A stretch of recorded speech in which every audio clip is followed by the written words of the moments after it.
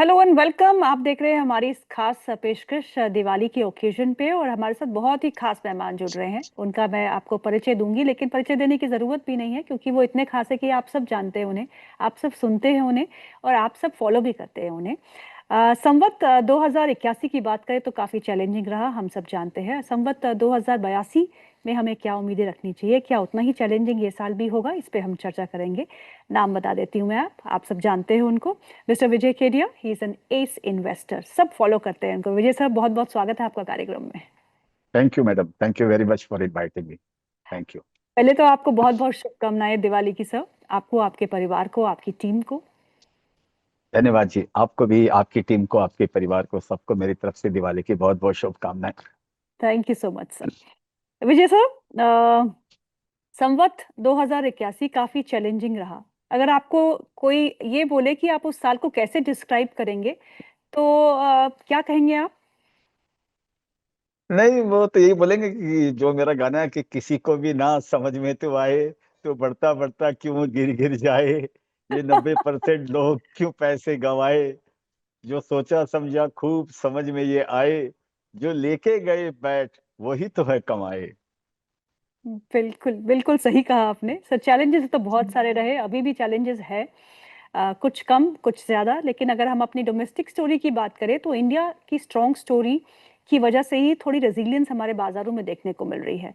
जिस हिसाब से ग्लोबल फैक्टर्स बन रहे हैं, जिस हिसाब से परफॉर्मेंस और दबाव इंटरनेशनल चीज़ों का हमारे बाजारों पे है, उस हिसाब से हम उभरने की पूरी पूरी कोशिश में लगे हुए हैं। तो संवत 2082 क्या उम्मीदें रखनी चाहिए सर हमको इस नए साल से? देखिए, उम्मीदें तो यही रहती है कि वह थोड़ा है, थोड़े की जरूरत है। जिंदगी फिर भी यहाँ खूबसूरत है। ये हमेशा शेयर बाजार में ध्यान रखना चाहिए, हम सबका यही रहता है ये लाइफ में। लेकिन जी हर समय ऐसा होता नहीं है। मेरा मत ऐसा है मैम कि आप ये 21, 22, 23, 24 सबने भरपूर पैसा कमाया। जो जी सोचते नहीं थे उससे ज्यादा परसेंटेज वाइज या मल्टीपल वाइज मार्केट ने रिटर्न दिया। और मैं करेक्ट। एक प्रोग्राम में गया था लास्ट ईयर, तो वहां पे वो इवेंट था कोई, तो और सब निवेशक लोग बैठे हुए थे। तो एक उठ के बोलता है, एक निवेशक, कि मेरे को तो 3 साल में 24% का CAGR आया, और ये तो बहुत कम है। कुछ लोगों ने तो 30-40% का CAGR कमाया है, तो मैं क्या करूं, मैं किधर गलत हूँ? तो मैं बोला, भैया गलत तू नहीं है, गलत मार्केट है, तू नहीं गलत है। 24% में भी लोगों को यही लग रहा था कि भाई मैं हाँ। तो पीछे हूँ। तो ये हम्म, मार्केट का ग्रीड एंड फियर जो हमेशा हम बोलते हैं, जो लालच है, ये आदमी को पीछा नहीं छोड़ता है, ये हमेशा रहता है। तो ये हम्म, ऐसे मशीन नहीं है कि रोज रोज आप यहाँ पर पैसा कमा सकते हो यहाँ पे। तो मेरे को हम्म, क्या लगता है मैम, 21, 22, 23 में जो धुआंधार जो तेजी का जो मौसम था, वो मौसम खत्म हो गया। ये हमने एक साल के अंदर में देख लिया। एक साल में हम्म, ऐसा आप समझिए कि मार्केट जो एकदम पीक पे था, वहां से मार्केट क्रैश हुआ, और इसने बॉटम बनाया करीब, अगर मेरा अनुमान गलत नहीं है, तो अप्रैल के अंदर में मार्केट में बॉटम बनी, अप्रैल 2025 के जी अंदर। तो जी मेरे को लगता है कि एक टॉप बना 3-4 साल में, और बाद में अप्रैल के अंदर में एक लो बना दिया मार्केट। उसके बाद में मार्केट ऊपर आ गया। मेरे को लगता है कि ये हम नया इंडेक्स वापस आने के लिए, मेरे को लगता है कम से कम 8-9 महीना, 10 महीना और वेट करना पड़ेगा, इंडेक्स वाइज की अगर हम बातें करें तो। लेकिन हम्म, इंडेक्स मार्केट का पूरा सूचांक, वो बोलते हैं सूचकांक, लेकिन वो पूरा मिड कैप और स्मॉल कैप का पूरा सूचकांक नहीं है वो। इंडेक्स अभी भी ऑल टाइम हाई के साथ 5-7-10% नीचे ही होगा, 5-7% नीचे होगा। मिड कैप स्मॉल कैप 30-30%, 40-40% भी नीचे है। मेरे को जी लगता है कि अगले 6-8 महीने थोड़ा सा और इसी तरह ये साइडवेज मार्केट जाएगा, सिलेक्टिव हम्म, मार्केट जाएगा।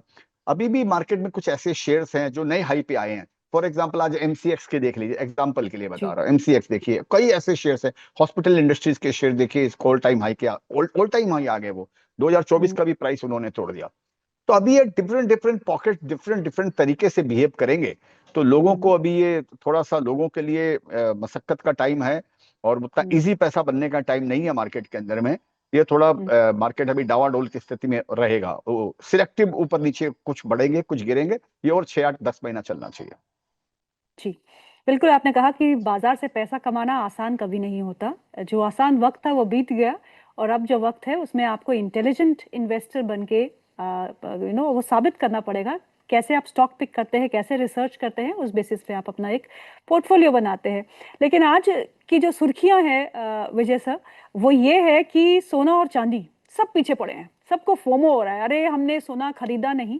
और हमने चांदी नहीं खरीदी, और चांदी ने इस पिछले 3 महीने में 70% रिटर्न दे दिया, सोने ने ये कर दिया, और सब अब उसके पीछे ही पड़ गए हैं। अब सोना और चांदी ही खरीदना है, अब तो इक्विटी भी सेकंड सेकंड हैंड वो विकल्प बन गई है। तो क्या लगता है आपको, ये जो फोमो हो रहा है, ये जो लोग लगे हुए हैं कि अब सोना चांदी ही करना, ईटीएफ्स में भी लगे हुए हैं, जहां उनको मिल रहा है वो वहां लगे हुए हैं, क्या ये सही रणनीति है? क्योंकि लोगों को समझ नहीं आ रहा कि जितने वोलेटाइल हमारे इक्विटी मार्केट्स है, उतने वोलेटाइल बुलियंस भी है, गोल्ड और सिल्वर भी है। तो ये सर वो मैम क्या होता है ना, सबका सीजन आता है, वो हर चीजों का एक वक्त आता है। तो वक्त वक्त की बात है। तो एक टाइम था जब ये आप देख लीजिए, शेयर जब चल रहे थे 2-3 साल तक, तो बुलियन वुलियन ये जो भी हैं ये थोड़े से निगलेक्टेड थे, इनमें लोगों का ध्यान नहीं था। अभी यहाँ पे मार्केट थोड़ा सा डामाडोल हो गया, तो लोगों को अब आदत पड़ गई, अभी कुछ न कुछ तो करना ही है लोगों को। अगर मिले न फूल तो कांटों से दोस्ती कर ली। तो मैं ये नहीं बोल रहा हूँ कि यहाँ की गोल्ड सिल्वर कांटे हैं, ये खाली एक बोलने के हिसाब से मैंने आपको बोला कि ये नहीं मिला तो वो। लेकिन ये फोमो है, ये फोमो जब भी किसी चीज में ऐसा फोमो होता है वो थोड़े दिन और चलता है, लोगों को रोंग करता है। मेरे जैसे आदमी जो सोचते नहीं इस भाव में सोना चांदी नहीं लूंगा, वो भी टेम्पटेशन में आ जाते हैं और लेने के लिए चले जाते हैं। जब वो लेते हैं वो उसका आखिरी वक्त हो जाता है, वो उसका पीक हो जाता है, और वहां से वो करेक्ट करता है। तो मेरे को ऐसे लगता है कि सोना चांदी में जो यूफोरिया चल रहा है, एक बात चांदी के लिए मैं आपको बोलना चाहूंगा, 1985 के अराउंड, 84 या 85 6 के अंदर में चांदी $50 थी। और आज भी चांदी, उसके बाद में चांदी $6 तक या $7 तक आ गई थी। आज चांदी वापस $85 आई है। तो देखा अगर जाए तो चांदी ने 40 साल में कोई रिटर्न नहीं दिया, डॉलर टर्म्स की अगर हम बात करते हैं, रुपी टर्म्स में नहीं, रुपी टर्म्स में रिटर्न दिया, लेकिन डॉलर जी। टर्म्स में इंटरनेशनल जो डॉलर में ट्रेड करते हैं उनको चांदी ने रिटर्न नहीं दिया। तो अभी चांदी 40 साल बाद अभी समझिए $50 पे आई है। तो अभी इसको तो आगे बहुत बढ़ने का है। लेकिन कोई जरूरी नहीं कि एक ही रेस में बढ़े, ये रेस तो चेंज होती रहती है, थोड़ा सुस्ताते हैं। और मेरे को लगता है ये यूफोरिक हो गया है। अगर ये फोमो वोमो जो हो गया, आप बराबर है, हो सकता है और 10-20% बढ़ भी जाए यहाँ पे, लेकिन फिर अल्टीमेटली वही होगा जो शेयरों में हुआ, ऐसा मेरा मानना है। ऐसा मेरे भी चांदी और सोना लेन है, मैंने भी लिया था, मैंने 3-4 साल में सोने का बॉन्ड लिया था। चांदी का ETF मैंने भी लिया था 6-8 महीना पहले। मेरे बेचने का मन नहीं है उनको, मैं बेचूंगा नहीं उनको, लेकिन मैं फर्दर लूंगा भी नहीं, मैं काम करूंगा शेयरों में। जी। विजय सर, ये जो वक्त बीता है हमारा संवत 2081 में, इसमें एक चीज जो हमने देखी है वो है कि हमारा फोकस जो है वो डोमेस्टिक स्टोरीज पे ज्यादा आने लगा, क्योंकि विदेशों से हमें ट्रम्प साहब ने निराश करा दिया, टैरिफ्स लगते गए, और हमारा जो फोकस है वो डोमेस्टिक इंडस्ट्री पे आ रहा है, डोमेस्टिक सेक्टर्स पे आ रहा है, जो हमको लगता है कि लंबी अवधि में अच्छा पैसा बन सकता है। आपकी क्या राय है इस पे? क्या अब हमको डोमेस्टिक फोकस्ड ही रहना चाहिए, क्योंकि विदेशों में अभी भी मार्केट वहां के तो आउट परफॉर्म किए हैं, नो डाउट अबाउट इट, पर डोमेस्टिक स्टोरी को आप कितना बेहतर देखते हैं यहाँ से आने वाले सालों में? तो आपने अच्छा आंकलन किया मैम, आपने आपका ऑब्जर्वेशन एकदम बराबर है। अभी जो यहाँ भी जो रुझान चल रहा है वो ट्रम्प के कारण, या जो भी समझिए, पहला बात तो ट्रम्प जो कर रहा है अपने कंट्री के लिए सोच समझकर अच्छा ही कर रहा है, मैं ऐसा बोलूंगा। वो आपका कस्टमर है, अगर आपका कस्टमर आना बंद कर देता है तो आपको आत्मविमोचन करना चाहिए कि कल तक जो मेरा कस्टमर था, दुकान में आता था, आज अचानक आना बंद क्यों कर दिया है, दूसरी जगह से क्यों लेने लग गया या नहीं ले रहा है।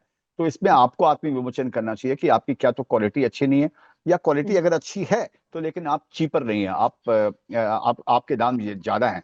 तो बजाय हम कस्टमर को कोसें, हम अपने आप को देखें कि हम अपने आप को कैसे इंप्रूव करें, ऐसी एफिशिएंसी लाएं कि हम अच्छे दाम में उनको कस्टमर को बेच सकें। जैसे गांधी जी ने सिखाया ना, किसने बोला कस्टमर भगवान होते हैं, जैसे बराबर है। तो वैसा ही बात है, तो हमको वैसा ही कुछ हमको करना चाहिए, पहला बात तो ये है। और दूसरा ये कि जो डोमेस्टिक थीम जो आपने बताया, मेरे भी दिमाग में ऐसा ही है कि लग रहा है अभी हमको डोमेस्टिक थीम पर फोकस करना चाहिए मैम। और मेरे को दो डोमेस्टिक थीम अच्छी लगती है। एक तो मेरे को टूरिज्म अच्छा लगता है, डोमेस्टिक टूरिज्म, कि इसके अंदर में क्या कि टूरिज्म में हम अभी भी बहुत पिछड़े हुए हैं। और मैं हमेशा सब जगह जाके यही बोलता हूँ कि इंडिया के अंदर में मैंने साल भर पहले भी ट्वीट किया था कि इंडिया के अंदर में हर चीज है दुनिया में देखने की। रेगिस्तान भी है, समुंदर के किनारे भी है यहाँ पे, और ग्रीनरी भी है यहाँ पर, सफारी पार्क भी है यहाँ पर, हेरिटेज भी है यहाँ पर, मंदिर भी है यहाँ पर, आर्किटेक्चर भी है यहाँ पे, हर चीज है यहाँ पर, इतनी आलीशान चीजें हैं। लेकिन प्रॉब्लम जो है वो है इंफ्रास्ट्रक्चर की, वहां पहुंचने की कनेक्टिविटी नहीं है, वहां पर अच्छे होटल नहीं है, वहां पर हाइजीन के हिसाब किताब नहीं है, और वहां पर मार्केटिंग की भी कमी है। लोग अपने आप को, आज का जमाना मार्केटिंग का है कि आप कोई भी अच्छी चीज हो आप उसको बेचना आना चाहिए, हम अपनी चीजों को ठीक से मार्केटिंग नहीं कर पाते हैं। तो मेरे को लग रहा है गवर्नमेंट का भी इस पे फोकस आया है, और इससे इसलिए ये एक सनराइज इंडस्ट्री मेरे को लगती है, ये अगले 10 साल मेरे को लगता है टूरिज्म भी एक बहुत बड़ा रोल निभाएगा इंडिया की इकोनॉमी को बूम करने के लिए। और इसमें हर तरह के शेयर्स आते हैं, एयरलाइंस के शेयर्स भी आते हैं इसमें, टूरिज्म जो टिकटें वगैरह के एजेंट है जो टिकटें वगैरह करती हैं, ऑनलाइन टिकटें होती है वो भी आती है, होटल भी आती है। लेकिन कोई भी शेयर सस्ता नहीं है, ये समझ के चलिएगा। ये कोई भी शेयर सस्ता नहीं है। एक जमाने में जो सस्ते हम लोग 10 5 की 15 के पी में 10 12 के पी में ले लेते थे, वो टाइम नहीं है ये इस समय। लेकिन ये स्टोरी आगे चलेगी, ये चलनी है। तो कभी भी मौका मिले तो शायद इस पे काम करना चाहिए। मैंने काम किया इस बोल के मैं ये बता रहा हूँ। हॉस्पिटल इंडस्ट्री मेरे को अच्छी लगती है कि हॉस्पिटल के अंदर में अभी भी जिस तरह से हमारी पॉपुलेशन बढ़ रही है, अवेयरनेस लोगों में बढ़ रही है, अपने आप को स्वस्थ रखने की, हेल्थ की सबसे पहले प्रायोरिटी है लोगों के दिमाग में आ रही है।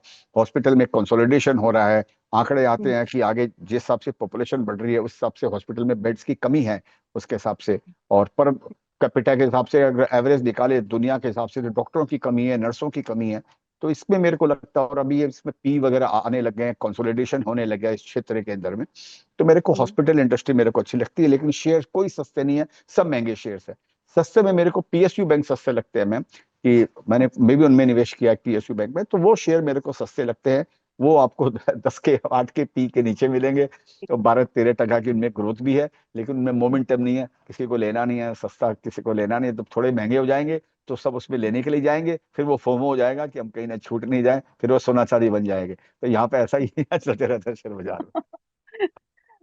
विजय सर, आप बहुत अच्छे से समझाते हैं। मैंने आपसे 2 साल पहले बात की थी, तब डिफेंस स्पेस जो था वो उभर ही रहा था, और तब आप बड़े पॉजिटिव थे डिफेंस स्पेस में। मुझे याद है कि आप एक बैंगलोर में इवेंट भी कवर देखने जा रहे हाँ थे कि डिफेंस में कैसे हाँ। प्रदर्शन हो रहा है। उसके बाद डिफेंस ने काफी अच्छी दौड़ भी लगाई थी। अब करेक्शन भी बहुत अच्छी देख चुके हैं, पर वैल्यूएशन को लेके आप कितना कंफर्टेबल है डिफेंस स्पेस में? अभी भी आपको डिफेंस स्पेस पसंद है? डिफेंस स्पेस पसंद है मैम, लेकिन डिफेंस में ये वैल्यूएशन मेरे को पसंद नहीं है। मैं ऐसी वैल्यूएशन पे काम नहीं करता हूँ मैम। तो यहाँ सिंपल है, देखिए हमको, मैं मेरा ऐसा पर्सनल मेरा मत ऐसा है, मैं गलत भी हो सकता हूँ, कि मेरे को सेक्टर अच्छा लग रहा है लेकिन कोई जरूरी नहीं मेरे को उस सेक्टर के अंदर में काम करना है। मेरे को अगर जब तक मैं उसमें पूरी तरह से कन्विंस नहीं हूँ कि हाँ भाई ये वैल्यूएशन 1 2 साल के अंदर में समझिए एडजस्ट हो जाती है, 1 साल में एडजस्ट हो जाएगी, तब तक तो ठीक है। लेकिन अगर मेरे को 5 साल बाद ये वैल्यूएशन एडजस्ट होएगी तो मैं उनके अंदर में काम नहीं करूंगा। तो मैं दूसरे शेयरों में काम कर लूंगा, मैं दूसरी थीम में काम कर लूंगा। देखिए निवेशक के पास में पैसा लिमिटेड है और अपॉर्चुनिटी बहुत सारी है। प्रॉब्लम क्या है कि हमारे पास में पैसा तो हम छाप कर पैसा तो लेकर आ नहीं रहे हैं कि हाँ भी हमारे पास अपॉर्चुनिटी आ गई फिर हम पैसा ले आएंगे। कहाँ से लाओगे भैया पैसा? जिसके पास में जितना पैसा है उतना ही पैसा है। और एक बार हमने अगर लगा दिया, इन्वेस्ट कर दिया, 100% अगर इन्वेस्टेड हो गए मार्केट में, फिर स्टोरी मेरे लिए कहानी है। उस कहानी का मेरे को क्या करने का, इधर से सुनना उधर से निकाल देने का मेरे को। तो मैं जी। डिफेंस के थीम में पूरा मेरे को यकीन है, ये थीम भी 10 15 साल चलने वाली है। जिस तरह से हमारा पॉलिटिकल जो चारों तरफ बॉर्डर पे सब चल रहा है, उसमें लगता है कि थीम जरूर चलेगी इसमें। लेकिन शेयर्स कोई भी सस्ते नहीं है। तो वो रिस्क आपको लेनी है कि, और या वो माइंडसेट आपको बनाना है कि आप महंगे शेयर्स लेके रात की नींद ठीक से ले सकते हैं या नहीं ले सकते हैं, ये आपको खुद को पूछना पड़ेगा। आईटी एक ऐसा स्पेस रहा है जिसने काफी दिक्कत इस संवत में उठाई है, संवत 2081 में, और वो दिक्कतें खत्म होती दिखती नहीं है। पहले तो ट्रम्प जी ने टैरिफ लगाए, उसके बाद फिर H1B वीजा का है, और उसके बाद एआई में काफी पिछड़े हम रह रह चुके हैं। हालांकि हम ये मानते हैं कि जो कैश सरप्लस कंपनीज होती है उनको हमको एक्यूमुलेट करना चाहिए, cash on books, cash on books करके। कैश ऑन बुक्स तो सभी आईटी मेजर्स के पास है, लेकिन अभी कोई इनको हाथ नहीं लगाना चाहता। IT as a space, Vijay sir, क्या करना चाहिए? तो मैंने आईटी में कोई काम नहीं किया 2 3 साल के अंदर में मैंने, और मेरा करने का मन भी नहीं है, क्योंकि अभी यहाँ में बहुत सारे चेंजेस हो रहे हैं। जैसे हम जो न्यूज़ सुनते रहते हैं, अपना काम हमारे पास न्यूज़ तो पढ़ के ही आती है लोगों से, हम्म। या समझिए जो भी आपके जैसे पेपर, न्यूज़पेपर या टीवी चैनल या जो भी channel, YouTube channel, digital platform जो भी न्यूज़ देते हैं उसी से हम्म। सीखते हैं। तो मेरे को लग रहा है इसमें बहुत उथल पुथल होने वाली है इसके अंदर में। जैसा आपने आपने सही बताया, जैसे ये एआई आ रहा है, डीप टेक आ रहा है। इंडिया में प्रॉब्लम क्या है मैम, हम लोग, हमारे पास में कोई प्रोडक्ट नहीं है। आज समझिए आईटी, अगर समझिए हमारे यहाँ 40 साल से आईटी चल रहा है, 30 साल से हम्म। लाइमलाइट में आप ये समझिए आईटी इंडस्ट्री, लेकिन आज तक हमने एक प्रोडक्ट पैदा नहीं किया आज तक। आज से हम प्रोडक्ट करने वाली कंपनियों के यहाँ क्या तो जाकर हम नौकरी कर लेते हैं, या उनको हम सर्विस दे देते हैं, हम उनको लेबर का काम कर लेते हैं उनके लिए, या हमारे इंडियन जाकर वहां पर सीईओ, सीएफओ और सीओओ और XYZ वहां पर बन जाते हैं वो। तो मतलब इंडिया ने तो कोई प्रोडक्ट पैदा नहीं किया। तो अभी टाइम ऐसा आ गया मैम, इसी बोलकर मेरे को आईटी इंडस्ट्री से मेरा कोई ज्यादा व्यू नहीं है। वो सस्ते हो तो भी कोई बात नहीं, कैश की कोई वैल्यू नहीं है। कैश तो आप बैंक में रख कर 6 टके की एफडी का डिपॉजिट कर लोगे आप। कैश एक वेपन होता है मैम। आपके पास में कैश है, वो वेपन है, आपका ट्रम्प कार्ड है। आप उससे किससे जीतते हो ये जरूरी है, उसको पकड़ के रखना जरूरी नहीं है। टेम्परेरी पकड़ के रखिए अपने कैश को कि बड़ी अपॉर्चुनिटी आए तो मैं उसमें लगाऊं। उसको घर में रखकर, तकिए के नीचे रखकर आपको क्या जनरेट होने वाला है? उसको इन्फ्लेशन के अंदर में वो खत्म हो जाएगा, 10 साल के अंदर में आपकी उसकी वैल्यू खत्म हो जाएगी। तो जी। आईटी इंडस्ट्री बहुत बढ़िया है, उनमें कैश है जो आपने बताया, बहुत अच्छी बात है, लेकिन प्रोडक्ट नहीं है। तो प्रोडक्ट प्रोडक्ट अगर नहीं है तो ये आने वाले टाइम के लिए एक अच्छा संकेत नहीं है। तो इस बोल कर मैं आईटी इंडस्ट्री से थोड़ा सा, मेरे को इन्वेस्टमेंट नहीं है मैम, मैं दूर हूँ। सर, हमारा देश थोड़ा जागा है जब से ट्रम्प साहब ने 50% टैरिफ हम पे लगाया है, जिसकी उम्मीद हम नहीं कर रहे थे, पर लगा दिया है उन्होंने। और अब हम मैन्युफैक्चरिंग का पे बात कर रहे हैं, हम इंफ्रास्ट्रक्चर डेवलपमेंट की बात कर रहे हैं, और रिफॉर्म प्रोसेस की बात कर रहे हैं। रिफॉर्म प्रोसेस में सरकार काम तो कर रही है। जीएसटी में जो दरों में बदलाव हुई, बहुत समय से हम बोल रहे थे कि दरों में बदलाव होना चाहिए, तब नहीं हुआ, तो अब हो गया, तो हो तो गया। पर मैन्युफैक्चरिंग में अभी भी हम कमज़ोर है। स्केल जो बढ़ाने की बात है, उसमें अभी भी हम कमज़ोर है। तो कोई ऐसे रिफॉर्म्स जो आपके मन में इस समय हो कि हमारी सरकार को करने ही चाहिए, सो दैट इंडिया, जिस जो इंडिया हम बोल रहे हैं कि डेवलप्ड नेशन बनने वाला है, उसमें थोड़ा बहुत मदद मिले। तो जैसे आपने ट्रम्प का बात किया कि उन्होंने ट्रम्प ने, तो उस पर मेरे को याद आ गया मैम, एक मैंने गाना लिखा था, उसकी 4 लाइन मैं आपको सुना देता हूँ लाइनें। कि वो श्योर सर। ट्रम्प के लिए मैंने बोला कि अच्छा हुआ तुमने हमको उठाया, हमने भी सोई शक्ति को जगाया, अब हम नए रास्ते ढूंढ लेंगे, विकसित भारत का अब टाइम आया, 2047 तक जाकर भारत को नंबर 1 कंट्री बनाकर ही हम लेंगे सांस, रचना है फिर इतिहास, रचना है फिर इतिहास। तो सही। ये, तो जैसे आपने भी बोला मैम कि हाँ वो अपने को जगाया उन्होंने, तो वाकई उन्होंने अपने को जगाया है, ब्लेसिंग इन डिस्गाइज है। और होपफुली हमारी कंट्री जगेगी, होपफुली हमारे नेता जगेंगे, होपफुली हमारे ब्यूरोक्रेट जगेंगे, होपफुली हमारे इंडस्ट्रीज जगेंगे और जनता जगेगी। तो एक नया इतिहास लिखने का वापस टाइम आएगा। तो गवर्नमेंट क्या कर सकती है, जो आपका दूसरा इसके अंश था आपके प्रश्न का। मेरे को क्या लगता है मैम, अगेन मैं इस बारे में बहुत छोटा हूं क्योंकि मेरे को इतना इकोनॉमी का मेरे को आइडिया नहीं है, लेकिन एक जो सेंस मेरे को समझ में आता है, जैसे मैंने पहले बताया कि प्रोडक्ट प्रोडक्ट कंपनी नहीं है हम, खाली जी। सर्विस इंडस्ट्री के अंदर में है। और इसमें कंपटीशन बढ़ रहा है सर्विस इंडस्ट्री के अंदर में। हमको हमको करेक्ट। प्रोडक्ट डेवलप करने चाहिए, और गवर्नमेंट को इस तरह इंसेंटिवाइज करना चाहिए कि गवर्नमेंट का क्या होता है, थोड़ा टाइम लगता है गवर्नमेंट को कोई रिफॉर्म लाने के अंदर में। उनको बहुत बहुत देखिए ब्यूरोक्रेसी बहुत टाइम ले लेती होगी, फिर क्या मालूम वो उनकी प्रॉब्लम वास्तविक होगी वो समझते होंगे। जैसे पीएलआई स्कीम आई, तो पीएलआई स्कीम का कितना बड़ा फायदा हुआ, इलेक्ट्रॉनिक का कितना बड़ा एक्सपोर्ट होने लग गया मैडम। और भी कई जी। चीजों के अंदर में देखिए, जहां जहां पीएलआई है वहां पर गेम चेंज हो गया। हम्म। लेकिन ये गेम खाली एक सेक्टर से नहीं आना चाहिए, ये हमको चारों तरह से बॉम्बार्डिंग करनी पड़ेगी, जैसा चाइना ने किया मैम। ये करेक्ट। रेवोल्यूशन का टाइम है, ये बड़ा सोचने का टाइम है, ये वर्ल्ड स्केल को सोचने का टाइम है। ये हम factory of the world China का नारा था, अभी चाइना फैक्ट्री उन छोटी उन चीजों से हट रहा है। हम वो जगह पे पूरी कर सकते हैं। तो हमारे पास में प्रोडक्ट हो और गवर्नमेंट उसको ऐसा सपोर्ट करे कि भाई, तुमने समझो आरएनडी की, हमारे आरएनडी में एक्सपेंसेस ही नहीं है, 0.4%, 5% मैंने पढ़ा कहीं हमारा आरएनडी में जी। एक्सपेंसेस होते हैं। चाइना 3% का हमसे 6 गुना ज्यादा करता है चाइना, और करते आ रहा है, सोचिए। तो मेरे ख्याल से यहाँ पर रिसर्च और डेवलपमेंट के लिए अगर हम के द्वारा प्रोडक्ट करते हैं, तो गवर्नमेंट उसको पूरा सपोर्ट करना चाहिए। वो क्या इंसेंटिव दे, चाहे टैक्स को टैक्स हॉलीडे दे या जो भी दे, जिससे लोग रिस्क लेकर, इंडस्ट्रीज रिस्क लेकर आए, और उनको कैपिटल का सपोर्ट होना चाहिए उनको। ये करेंगे तो हम समय के साथ में समन्वय बना सकते हैं, नहीं तो हम पीछे हैं, हम और पीछे रह जाएंगे। बिल्कुल सही कहा आपने सर। एक और बाजार की बात करते हैं, प्राइमरी मार्केट की, आईपीओस की। चाहे मार्केट हमारा सेकेंडरी मार्केट ठीक कर रहा हो या नहीं हो, रेजिलियंट हो, एक ही लेवल पे कंसोलिडेट कर रहा हो, पर आईपीओ मार्केट में जो धुआंधार लिस्टिंग हुए जा रही है, और कुछ अच्छी लिस्टिंग्स, कुछ बहुत ही खराब लिस्टिंग्स। अब एलजी की लिस्टिंग कोई लेंगे तो 50% प्रीमियम पे लिस्टिंग, सब खुश, जिसकी अलॉटमेंट हुई है अब रखे, क्या करे, यहाँ से दोगुना हो जाएगा, कुछ रिपोर्ट्स भी आ गई हैं। ये जो आईपीओ फ्रेंजी है, इसमें कुछ लोग मरते भी हैं और कुछ लोग अच्छा पैसा कमा भी लेते हैं, पर फ्रेंजी बहुत ज्यादा है। रिटेल तो आई डोंट नो, उनको कोई ऑप्शन ही नहीं मिल रहा, पैसा कहाँ डालना है, वो आईपीओ में डाले जा रहे हैं। सो ये आईपीओ फ्रेंजी को आप कैसा देखते हैं, और आपको लगता है कि ये जो जो हम ये हलचल आईपीओ बाजार में देख रहे हैं, ये चलने वाली है पूरे इस अगले साल में भी? नहीं, मेरे को नहीं लगता मैडम ये चलेगी। ये फोमो ही है जैसे आपने बात की, और ये इतिहास बताता है। मैं गलत भी हो सकता हूँ, लेकिन जो डेटा, जो इतिहास का जो डेटा बताता है, वो यही बताता है कि जब जब जिस चीज में भी फ्रेंजी हुई है, लोगों की शॉर्ट मेमोरी है मैडम, वो भूल जी। जाते हैं। जब जब जिन चीजों में ऐसी फ्रेंजी होती है, वो हम्म। अल्टीमेटली डूबता है, वो सेक्टर डूब जाता है। लेकिन उसकी टाइमिंग किसी को नहीं मालूम है कि आज मैं आपसे बातें कर रहा हूं, हो सकता है और 2 महीना चल जाए, हो सकता है और 4 महीना चल जाए, ये किसी को भी नहीं मालूम है।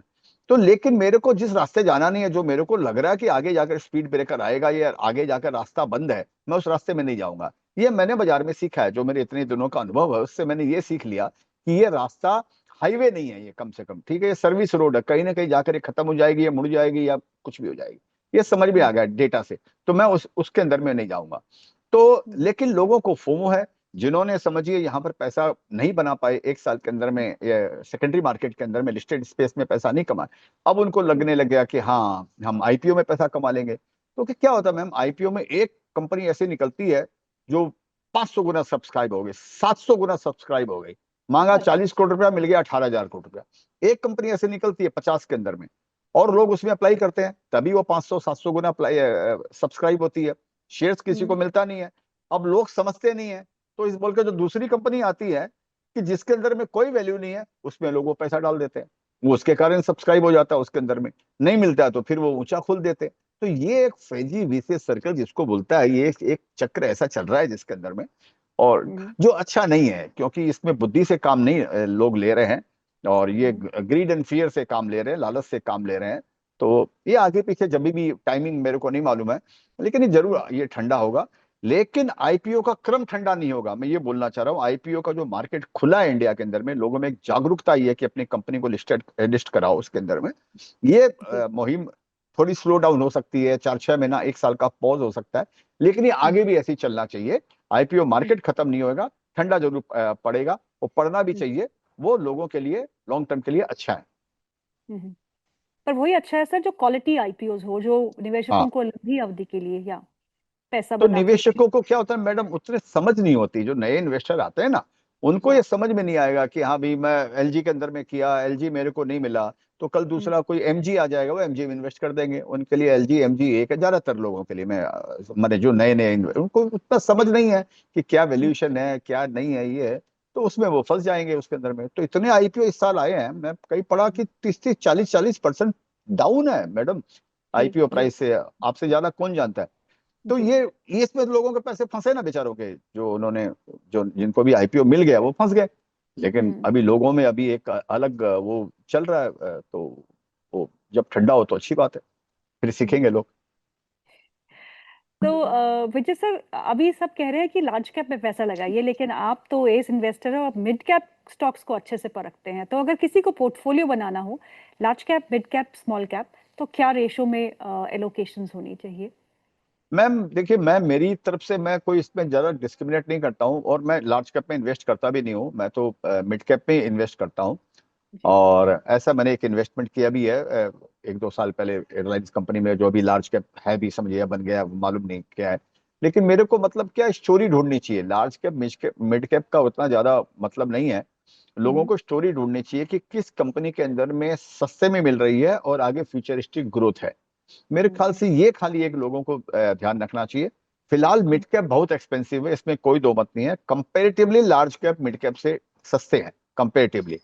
तो हम्म। लेकिन ये क्रम चलते रहता है, कभी मिड कैप ज्यादा हो जाते हैं, कभी महंगे हो जाते हैं, फिर वो सस्ते हो जाते हैं। तो अभी मिड हम्म। कैप में थोड़ा समझ के चलना चाहिए। अभी शेयर्स महंगे हैं, मैं सस्ते नहीं है कोई वैल्यू।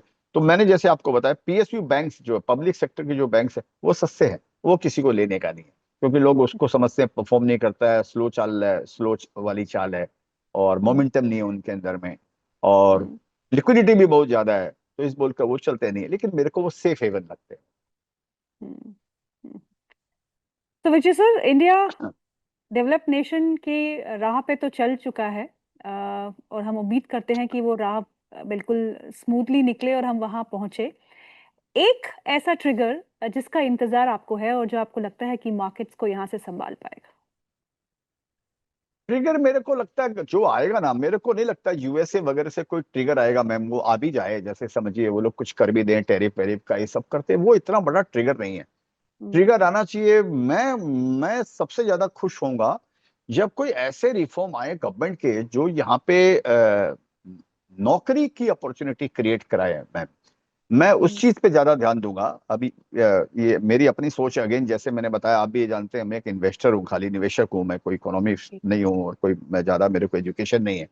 लेकिन जो मैं देखता जरूर हूँ, मेरे आंख कान सब खुले रहते हैं, हर चीज को पढ़ता जरूर हूँ मैं, अपना समझते रहता हूँ, समझने की चेष्टा करता हूँ। 24 घंटा यही काम, आप ये समझिए 24/7 इकोनॉमी को पढ़ना, मार्केट को पढ़ना, यही मेरा काम।